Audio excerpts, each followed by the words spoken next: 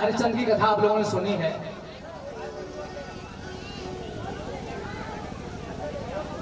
वो राजा हरिश्चंद्र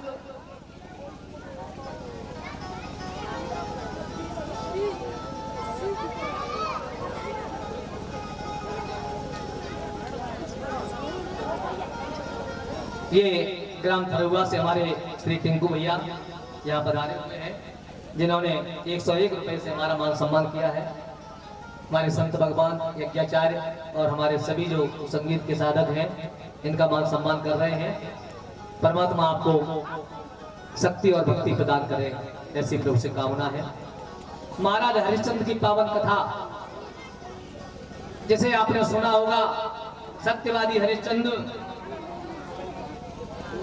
जिन्होंने विश्वामित्र को अपना सब कुछ दान कर दिया, दक्षिणा के लिए 60 बार सोना मांगा तो काशी में जाकर के राजा रानी बेटा सहित बिक गए। रानी तारा को एक ब्राह्मण खरीद करके ले गए रोहिताज सहित। राजा को कालू डोम ने खरीदा। फूल तोड़ने के लिए रोहिताज गए, जहां सर्प ने डस लिया। रानी लेकर के मरगढ़ में पहुंची, रोती है। महाराज ने जाकर के उनसे कर मांगा। सज्जनों, ये ऐसी कथा आप लोगों ने सुनी होगी।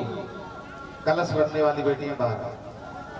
बेटा आप लोग आगे बैठ जाओ, ठीक है? पंक्ति बत्ती आगे बैठो, आगे कल बता दिया था आपको, आगे सभी पंक्ति बैठ जाओ। बोलिए सदगुरुदेव भगवान की जय।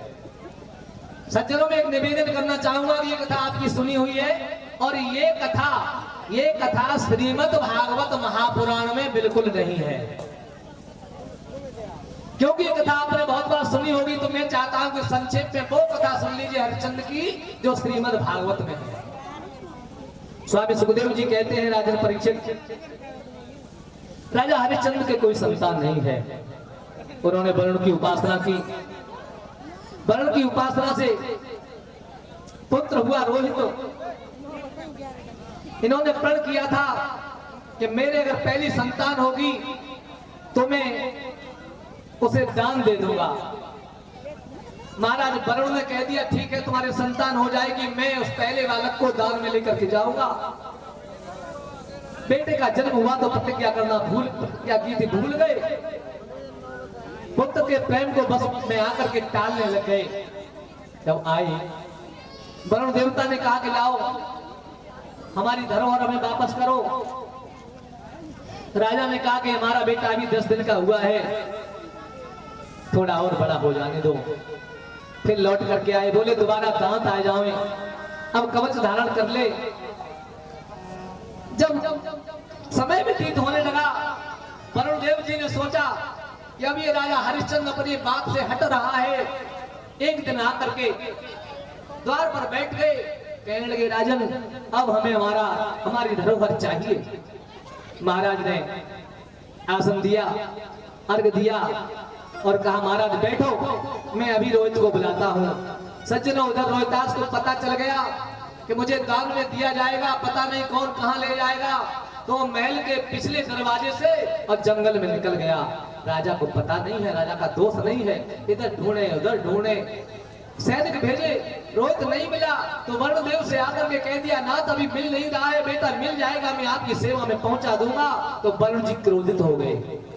वरुण जी ने कहा, ऐ राजन, मैं समझ रहा हूं तुम अपने बेटे से प्रेम करने लगे हो।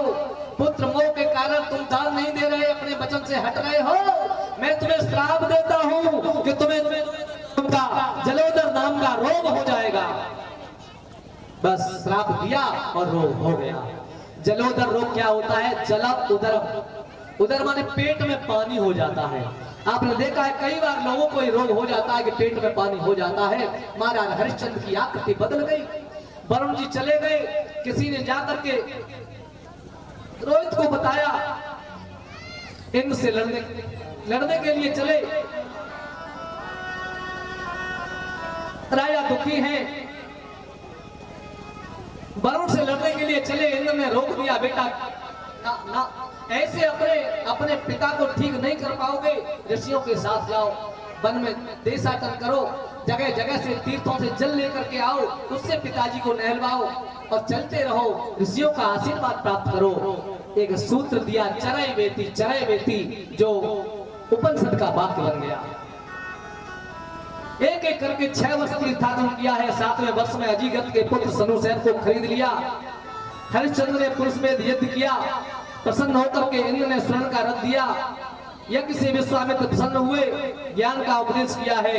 तब तो राजा ने मन को पृथ्वी में, पृथ्वी को जल में, जल को तेज में, तेज को वायु में, वायु को आकाश में और आकाश को अहंकार में, अहंकार को मैं तत्व में लीन करते हुए ज्ञान कला का ध्यान किया है।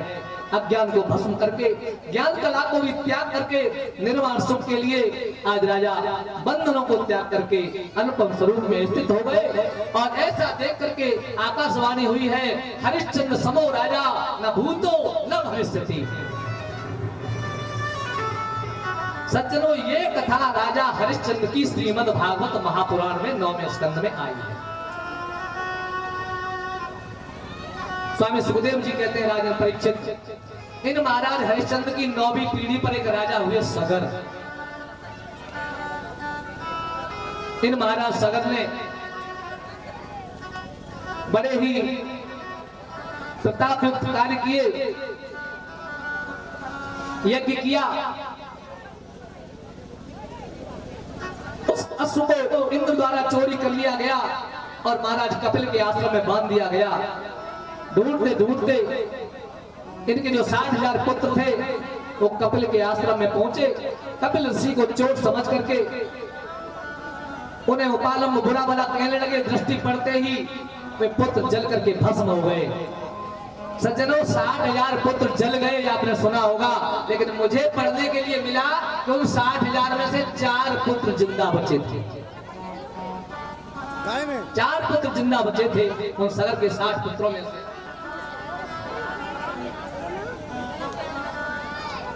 ये नगला अंती से हमारे श्री श्यामवीर सिंह अध्यापक जी इस पावन ब्राह्मण में बता रहे हैं। परमात्मा की पावन कथा में आकर के उन्होंने शोभा बढ़ाई है। 101 रुपए के हार के द्वारा हमारा मान सम्मान किया है। परमात्मा सदैव ही आपको शक्ति और भक्ति प्रदान करे, ऐसी प्रभु से कामना है। बोलिए गोविंद भगवान की जय। सज्जनों, पता चल गया कि अगर गंगा जी आएंगी तो इनका तरण हो जाएगा। बाद में अंशुमान के पुत्र भगीरथ जी प्रयास करके गंगा को लेकर के आए। अब थोड़े ध्यान करने की बात यह है, महाराज हरिश्चंद्र की 9वीं पीढ़ी पर सगर हुए और सगर की 5वीं पीढ़ी पे हुए राजा भगीरथ, जो गंगा को लेकर के आए थे। तो राजा हरिश्चंद्र और भगीरथ में कितनी पीढ़ी का अंतर हो गया? 9 और 5 14 पीढ़ी का। अच्छा, अब विचार कर लो, जब राजा हरिश्चंद्र की 14वीं पीढ़ी पे भगीरथ गंगा लेकर आए, से पहले गंगा महाराज जी थी नहीं। तो फिर हम जो लोग गीत सुनते हैं ना, जगह जगह गाओ जाए महाराज के, रानी उठवाए दे गगरिया मेरी गंगा जल की। अच्छा, जो गंगा थी ही नहीं, 14 पीढ़ी के बाद गंगा जी पृथ्वी पे आए, तो फिर वो कौन सी गंगा आती जहां में राजा हरिश्चंद्र पानी भरने जाते थे? जो गीत गाओ जाता है कि रानी उठवा दे गगरिया मेरी गंगा जल की। 14 पीढ़ी का अंतर है महाराज हरिश्चंद्र और भगीरथ में। तो आइए, हरि अनंत हरि कथा अनंता ब्रह्म वैवर्त पुराण के काशी खंड में एक कथा पढ़ने के लिए मिली। एक समय की बात है, भोलेनाथ त्रिशूल पर बसाई हुई काशी में नृत्य करते हैं और ऐसा नृत्य किया कि नाचते नाचते भोलेनाथ के कान का जो कुंडल था वो गिरा और उसकी मणि इतनी भारी थी कि जिस जगह पर वो गिरी काशी में, उस जगह एक बहुत बड़ा सा कुंड बन गया जिसमें भरा हुआ था, जल भरा हुआ था। मैं समझता हूं, संत कहते हैं कि शायद उसी कुंड में से हरिश्चंद्र जल भर के लाते होंगे। ये गंगा नहीं थी, इसे तो भगीरथ बहुत बाद में लेके आए। आज भी लोग काशी जाते होंगे, काशी के बारे में पढ़ते होंगे। आज भी सर्च कर लेना, एक घाट वहां पे दशाश्वमेध घाट, इसके साथ ही एक घाट है मणिकर्ण का घाट।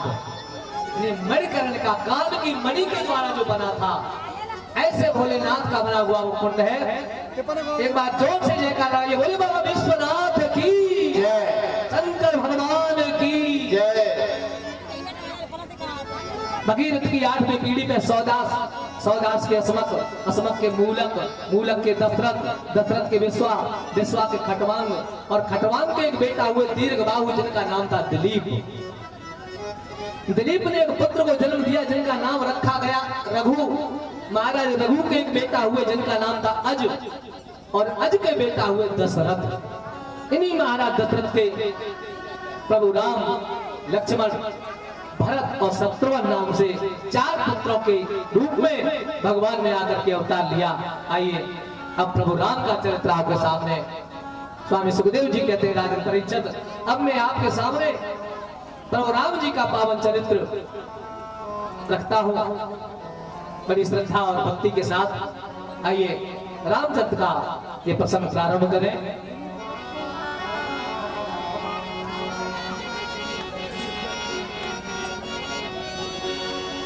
आशा करते हैं प्रभु की कृपा पर बनी रहेगी, आपका मन कथा में जरूर लगेगा। उससे पहले